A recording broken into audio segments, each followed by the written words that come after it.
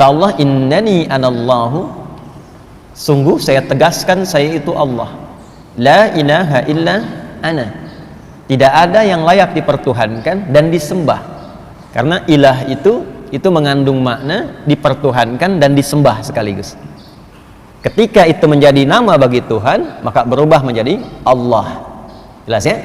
Makanya kita katakan la ilaha illallah. Tidak ada yang layak dipertuhankan dan disembah kecuali saya, kata Allah. Fa'budni. Maka kalau sudah beriman, buktikan itu dengan menyembah saya. Bagaimana caranya? Teruskan ayatnya. Wa aqimis salata lidzikri. Tunaikan salat sebagai pembuktian untuk mengingatku, menyembah kepada Allah Subhanahu wa taala. Risalah itu terus berlangsung dari sebelum, bahkan Nabi Isa juga demikian. Nabi Isa salat, Yesus Mesias salat. Di Quran surah ke-19 Maryam di ayat ke-33, wa ja'alani mubarakan aynama kuntu wa awsani bis salah. Allah memberkahi aku di setiap keadaan, di setiap tempat dan waktu, dan mewasiatkan, memberikan pesan kepadaku untuk salat. Jadi Nabi Isa salat untuk membuktikan keimanannya, kehambaannya terhadap Allah Subhanahu wa taala. Jadi salat itu sekaligus selain sebagai pembuktian iman, juga pembuktian sebagai hamba, dan tidak naik status di atas hamba, tetap hamba.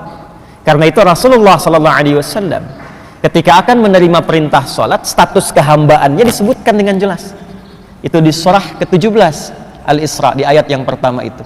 Subhanalladzi asra bi'abdihi. Bukan bi rasulihi, bukan bi nabiyhi, tapi bi abdihi, untuk menegaskan bahwa risalah salat itu sebagai hadiah terbesar nanti dari proses Isra Mi'raj itu adalah pembuktian dari penghambaan seorang hamba kepada Allah Subhanahu wa taala. Jadi kita bersyukur dalam kehidupan ini bila masih mampu menunaikan salat. Alhamdulillah. Artinya komitmen keyakinan kita, keberimanan kita kepada Allah Subhanahu wa taala kita telah wujudkan. Dan perwujudan pertama kali itu melalui salat. Sekaligus ibadah salat yang ditunaikan itu semakin sering ditunaikan, itu mengonfirmasi peningkatan iman. Rumus dalam Al-Quran pertama kali, kalau imannya ingin terus ditingkatkan, maka salatnya diperbanyak. Salatnya diperbanyak. Karena itu nanti di Al-Baqarah ayat 3 itu kalimat imannya menggunakan fi'il mudhari dan bentuknya jama'. Alladzina yu'minuna. Alladzina disebutkan 1080 kali dalam Al-Quran. Itu menunjuk makna umum yang luas. Jadi bisa mencakup laki-laki, perempuan, tua, muda, besar, kecil, dan melampaui sekat-sekat sosial. Jadi siapapun. Jadi tawaran untuk beriman itu untuk semua hamba. Itu buktinya rahman Allah. Semua diberi kesempatan untuk beriman. Hanya persoalannya tawaran itu mau diambil atau tidak, itu problemnya. Jadi Allah memberi kesempatan pada setiap hamba itu untuk beriman. Kalau di sini diberikan misalnya snack, ya, misal saja, lalu setelah kajian diberikan snack, semua mendapatkan bagiannya, tapi ada yang tidak mau ngambil. Begitu tidak diambil, sampai depan dia lapar. Saking laparnya kemudian pingsan. Pertanyaannya, yang salah panitianya atau jamaahnya? Jamaahnya, karena panitia sudah menawarkan, yang bersangkutan tidak mengambil. Jadi kalau ada yang tidak beriman, jangan salahkan Allahnya. Karena konsep dasarnya semua diberikan kesempatan yang sama. Cuma manusianya yang tidak mau ngambil. Fir'aun kan se-Fir'aun-Fir'aunnya.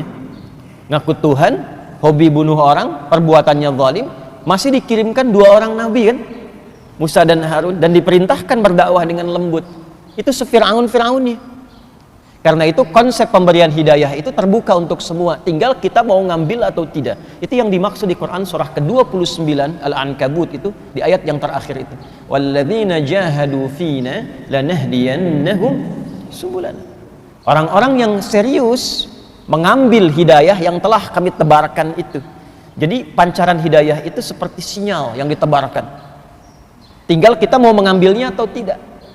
Jadi kalau antum ingin cepat dapat hidayah itu, coba cepat cari tempat-tempat yang sinyalnya kuat mendapatkan itu. Anda kan kalau telepon sinyalnya lemah, langsung keluar cari sinyal kan? Jalan sambil tunjuk-tunjuk, padahal yang telepon nggak ada di situ gitu. Ini sinyalnya nggak ada nih gitu kan? Tapi Anda cari-cari supaya sinyalnya penuh lagi. Itu Allah tebarkan sinyalnya, ada di majlis ilmu, di majlis, di masjid, di ta'lim, ya kan? Nah, itulah sinyalnya. Kalau kita mau mendekat ke situ, maka lanahdiyannahum subulana, kami akan tunjukkan kata Allah dan dibimbing untuk mendapatkan jalan-jalan kemuliaan menuju Allah Subhanahu wa taala. Dan alhamdulillah, salat berjamaah itu di antara jalan-jalan untuk mendapatkan hidayah Allah, dan itu sangat mahal. Biasanya di antara sekian surah-surah yang dibacakan oleh imam itu bukan sekedar permohonan yang ditujukan kepada Allah, tapi umumnya mewakili pesan-pesan penting yang menjadi kebutuhan seluruh jamaah yang menunaikan salat. Kadang-kadang unik Pak Ibu, kita itu para imam kadang menyiapkan surat tertentu untuk dibaca, tapi ketika salat itu bisa berubah. Bisa demikian itu. Ya, tadi dibacakan Quran surah ke-25 Al-Furqan tadi. Tadi itu dari ayat 68 sampai ayat 75. Surah ke-25 ayat 68 sampai dengan 75. Saya singkat saja pesan kuat yang penting di ayat tadi itu. Utamanya di ayat 70 dan 75-nya. Utamanya ya, di ayat 70 dan 75-nya. Jadi ini tawaran langsung dari Allah Subhanahu wa taala, tidak ada di antara kita yang sempurna. Idealnya semua menjadi ibadur rahman, hamba-hamba Allah yang penyayang, sikapnya yang lembut, yang baik, yang toleran dalam konteks kebaikan. Tapi kadang ada yang terperosok dalam keburukan.